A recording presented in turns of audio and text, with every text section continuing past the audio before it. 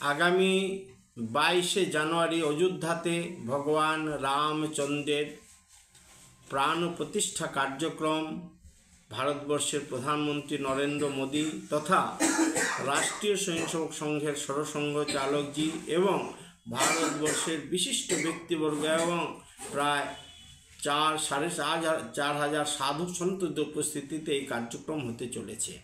আর এই কার্যক্রম উপলক্ষে পুরা ত্রিপুরাতে প্রতিটি বাড়িতে অযোধ্যা থেকে আগত একটি করে চিঠি, একটি রাম মন্দিরের ছবি এবং তার সাথে সাথে অক্ষত চাল, পূজিত চাল সমস্ত ঘরে ঘরে পৌঁছানোর কাজ সংঘ পরিবারের সমস্ত কার্যকর্তারা করে চলেছে।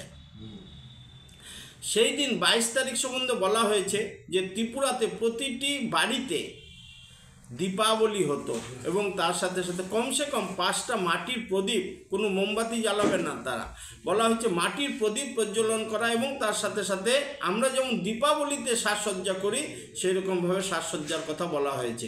এবং বলা হয়েছে যে প্রতিটি মন্দিরে 11টা থেকে 1টা পর্যন্ত শ্রীরাম জয় রাম জয় জয় রাম 108 বার জপ করা এবং তার সাথে সাথে আর হনুমান চালিসা পাঠ করা এবং এছাড়াও অন্যান্য কার্যক্রম এবং প্রসাদ সকলের জন্য প্রসাদ বিতরণ করা এই কার্যক্রম এবং একসাথে বসে অযোধ্যার সে যে কার্যক্রম হবে সেই কার্যক্রমকে একসাথে মন্দিরে বসে দর্শন করা, টিভির মাধ্যমে কিংবা প্রজেক্টরের মাধ্যমে এরকম ব্যবস্থা ত্রিপুরাতে সমস্ত মন্দির হতে চলেছে।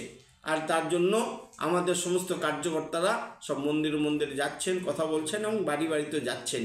এই কার্যক্রম উপলক্ষে আমি আশা করব ত্রিপুরাতে আমাদের আর বিশাল দীপাবলি কার্যক্রম হবে।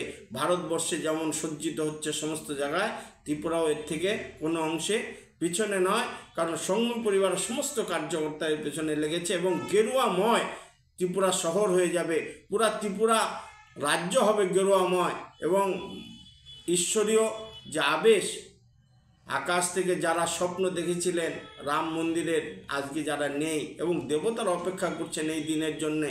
আর এই দিন আমাদের আগামী 22 তারিখে হবে। এই জন্য ত্রিপুরার সমস্ত হিন্দু সাধারণকে আমরা এই 22 তারিখে 108 বার রাম জপ করার জন্য, রাম নাম জপ করার জন্য এবং আর হনুমান চালিসা পাঠ করার জন্য আমরা আগ্রহ করছি। পূর্ণচন্দ্র মণ্ডল, বিশ্ব হিন্দু পরিষদ দক্ষিণ পূর্ব প্রান্ত সংগঠন মন্ত্রী।